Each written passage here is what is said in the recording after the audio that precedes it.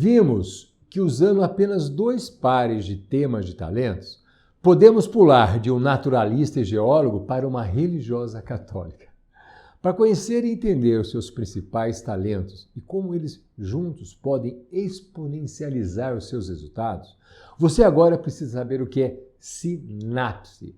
Uma sinapse é a conexão entre 2 células do cérebro, também chamadas de neurônio, que as habilita a se comunicarem entre si. Essas sinapses são os seus filamentos e você precisa saber alguma coisa sobre elas, porque, como diz o manual da neurologia, o comportamento depende da formação de interconexões apropriadas entre os neurônios do seu cérebro. Sua herança genética, sua criação, sua cultura e suas primeiras experiências quando era criança o ajudam a encontrar algumas conexões mais regulares e mais fáceis de usar que outras. Por exemplo, a conexão competitivo ou competitiva, talvez a conexão indagadora, questionadora, ou a conexão, por exemplo, do pensamento estratégico. Você é atraído repetidamente para essas conexões até que elas se tornem mais firmes e ordenadas. Aqui, os sinais são altos e muito fortes. Enquanto isso, outras conexões são ignoradas e não utilizadas, e por isso outras partes da sua rede neural vão murchar. Sim, elas vão murchar e assim deixam de se tornar um talento. Resumindo, suas sinapses criam seus talentos. Por isso, fica fácil de entender que o sentido que damos ao mundo é individual. Não vemos o mundo como ele é, mas como nós somos. São essas sinapses que criam esses 34 tipos de temas de talentos identificados na pesquisa e que nos ensinam por que somos diferentes de outras pessoas com que compartilhamos algum tema ou 2 ou 3. Por causa dessas sinapses, que são as responsáveis pelos nossos talentos, a natureza desenvolveu 3 modos para você aprender quando adulto. 3 modos para você aprender quando adulto. Modo 1. Continuar a reforçar suas conexões sinápticas, como acontece quando você aperfeiçoa um talento usando técnicas apropriadas e mais conhecimento. Exemplo, vamos supor que eu seja Michael Jordan, um dos maiores jogadores de basquete da história, e aqueles que me conhecem sabem que amo fazer cestas de 3 pontos, lances de longo alcance. Logo, desde criança, eu ficava até meia-noite treinando esses arremessos. Por isso, me tornei campeão em cestas de 3 pontos. Mas com baixo aproveitamento nos pontos feitos de bandeja. Bandeja é aquela jogada que você chega até debaixo da cesta correndo e pode dar 3 passos com a bola na mão antes de jogar a bola na cesta.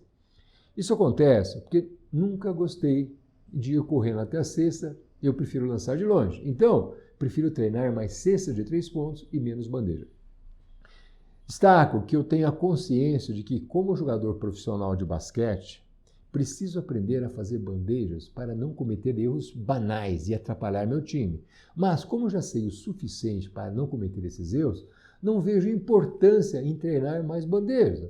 Logo, como gosto muito de lances de 3 pontos, ao invés de fazer 1000 arremessos por treino, passo a fazer 2000 arremessos e assim reforço as conexões sinápticas existentes.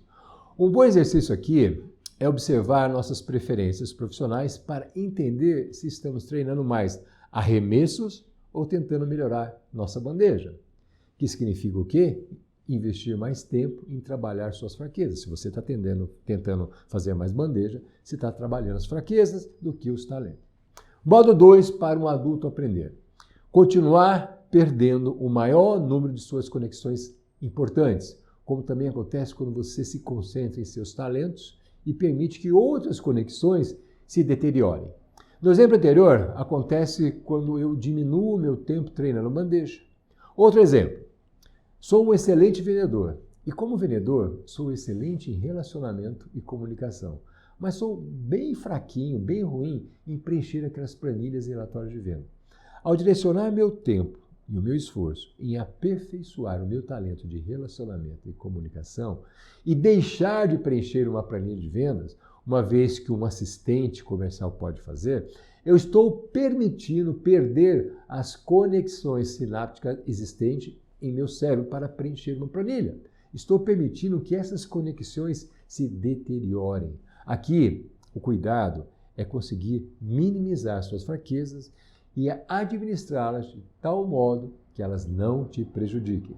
E o modo 3 para um adulto aprender é desenvolver algumas conexões sinápticas a mais, que é, com certeza, o modo menos eficiente dos 3. Por quê? Porque seu corpo tem que despender somas de energia importante, relativamente grandes, para criar uma nova estrutura biológica, novas conexões, vasos sanguíneos, proteínas e assim por diante, dessas novas conexões. Exemplo, vou usar os 2 exemplos anteriores para dar um exemplo desse modo 3. No caso do Michael Jordan, eu seria forçá-lo a treinar mais bandejas do que cestas de 3 pontos. E no caso do vendedor, seria insistir para que ele aprendesse a preencher corretamente relatórios de vendas e planilhas de venda. Em ambos os casos, podemos ter melhora, mas nunca teremos uma alta performance. Podemos afirmar que o risco do treinamento repetitivo sem o talento subjacente é que você fique saturado antes de obter qualquer melhora. Melhorar em alguma atividade requer persistência, e persistência pressupõe vontade. Vontade de repetir e repetir até atingir o seu melhor. Para resistir à tentação de relaxar, você precisa de combustível. E o melhor combustível, o que é? É a sua vontade. É o desejo de fazer, a satisfação do que foi feito. Vontade gera foco, que gera concentração, que gera satisfação do que foi feito. Gera vontade de fazer novamente e repetir. E aí o ciclo se renova. Vontade de fazer mais, satisfação com o resultado, repetição. Vontade, satisfação, repetição. É assim que a plasticidade cerebral acontece. E plasticidade cerebral acontece quando você aprende algo novo. Quando você repete várias vezes e não se cansa de repetir, fazendo que o ciclo, vontade, foco, concentração e repetição se mantenha ativo. De uma forma simples, nós podemos dizer que as técnicas determinam se você pode fazer alguma coisa, enquanto os talentos que nascem das sinapses na sua rede de neurônios revelam algo mais importante: com que qualidade e com que frequência você o faz. Quando treinamos um talento que não nos pertence, tipo talento da excelência, e ele não faz parte das nossas sinapses principais, por mais que tentemos e nos esforçamos, através de leituras de livros, programas de treinamento, ele nunca vai ser perfeito. E por isso podemos chamá-lo de versão karaokê da excelência. Sim, é uma versão karaokê, onde basicamente o que nós fazemos é repetir aquilo que está escrito sem a qualidade necessária. Nós não somos afinados, a nossa voz também não é das melhores. É comum, muito comum, encontrarmos muitos talentos na sua versão karaokê, principalmente oriundos de programas de coaching.